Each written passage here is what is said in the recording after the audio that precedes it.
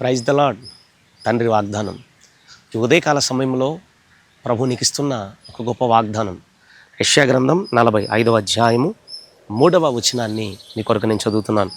పేరు పెట్టి నిన్ను పిలిచిన ఇశ్రాయేలు దేవుడైన యెహోవాను నేనే అని నీవు తెలుసుకొనినట్లు అంధకార స్థలములలో ఉంచబడిన నిధులను, రహస్య స్థలములలో మరుగైన ధనమును నీకు ఇచ్చేదను. ఈ వాగ్దానం నీ జీవితంలో ప్రభు నెరవేర్చును గాక. ఆమేన్. చూడండి, ఈ వాగ్దానములు ప్రభు మనతో స్పష్టంగా మాట్లాడుతున్నాడు. అంధకార స్థలములలో ఉంచబడిన నిధులు, రహస్య స్థలములలో మరుగైన ధనమును నీకు ఇస్తాను. అంధకార స్థలములలో, రహస్యమందు స్థలములలో ఉంచబడిన ప్రతి ఆశీర్వాదాన్ని నా ప్రభు నీకు ఇస్తానంటున్నాడు. ఏమన్నా ఒకానొక సమయమున పేతురుని దేవుడు గ్యాలం తీసుకుని సముద్రానికి వెళ్ళమన్నాడు. గలిలయ సముద్రంలో పేతురు గ్యాలం తీసుకుని వెళ్ళి యేసుక్రీస్తు అన్నాడు, ఆ గ్యాలంలో మొదటి చేప పడుతుంది. ఆ మొదటి చేప కడుపులో ఒక షెకేలు ఉంటుంది. నీ పేరు మీద ఒక అరషెకేలు, నా పేరు మీద ఒక అరషెకేలు పన్ను కట్టి గవర్నమెంట్కి రా అంటే వెళ్ళాడండి. అనుకుంటున్నాడు అనుమానంగా, కోట్ల కొలిదిగా చేపలు సముద్రంలో ఉంటాయి కదా, కోట్ల కొలిదిగా చేపల కడుపులో అక్కడ నాణెం ఉందని, ఆ చేప కడుపులో నాణెం ఉందని, అక్కడ షెకేలు ఉందని ప్రభుకి ఎలా తెలుసు అంటే, ఆయన రహస్య స్థలములలో నీ కోసం, నీ అవసరతను తీర్చడానికి ఆయన నీ కోసం దాచిపెట్టి ఉంచుతాడు. చూడండి, పేతురు అవసరం, పేతురు కోసం పన్ను కట్టడానికి, యేసుక్రీస్తు కోసం పన్ను కట్టడానికి వాళ్ళని వెళ్ళి అడిగి తీసుకురా అనలేదు. కానీ ప్రభు అంటున్నాడు, రహస్య స్థలమందు దాచబడిన ధననిధి తీసుకురమ్మని ప్రభు చెప్తున్నాడు. ఏమండి, చేప కడుపులో ఉన్న షెకేలను తీసుకొచ్చి ఇప్పుడు పేతురు పేరు మీద పన్ను కట్టాడు, యేసుక్రీస్తు పేరు మీద పన్ను కట్టాడు. ఇది నీకోసం ఇలాగే దాచిపెట్టి ఉంచుతాడు ఆయన. నీకోసం ఎక్కడో సిద్ధపరిచి ఉంచాడు ఆయన.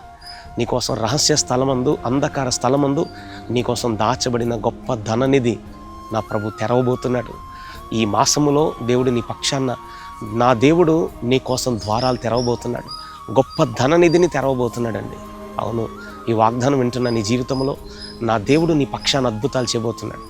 రాత్రిరంతా ప్రయాసపడిన పేతురు, రాత్రిరంతా అదే గలిలయ సముద్రంలో వల వేసి చేపలు పడదామని ప్రయత్నం చేసిన పేతురికి ఒక్క చేప కూడా పట్టలేదు కదా.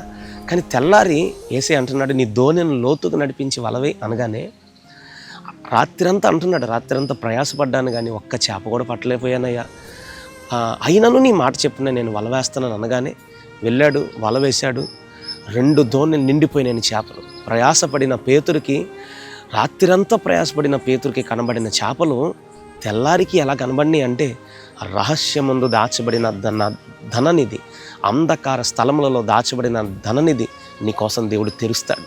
ఈరోజు నీ ప్రయత్నాలు చేస్తున్నావు, ఎన్నో ప్రయత్నాలు. పేతురు అన్నట్లుగా రాత్రంతా నేను ప్రయాసపడ్డానని నువ్వు అంటున్నావు. ఇన్ని సంవత్సరాలు ప్రయాస, ఇన్ని నెలలు ప్రయాస, కానీ ప్రతిఫలం శూన్యం అంటున్నావా?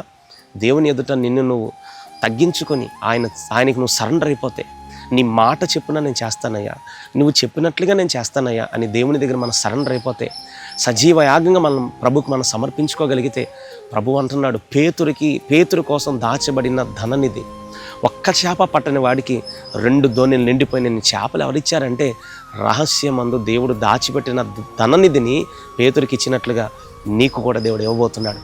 ఈ వాగ్దానం నీ జీవితంలో దేవుడు నెరవేరాలని దైవజనుడిగా నేను కోరుతున్నాను. ఈ వాగ్దానం నీ జీవితంలో నెరవేరునుగాక. ఆమేన్.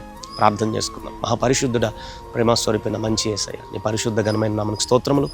ప్రభువా, ఈ ఉదయకాలమే బిడ్డలు ప్రభువా ఈ వాగ్దానం వింటున్నారు.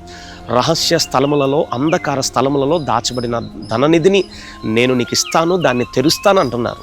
అలనాడు పేతురు కోసం ధననిధిని తెరిచారు.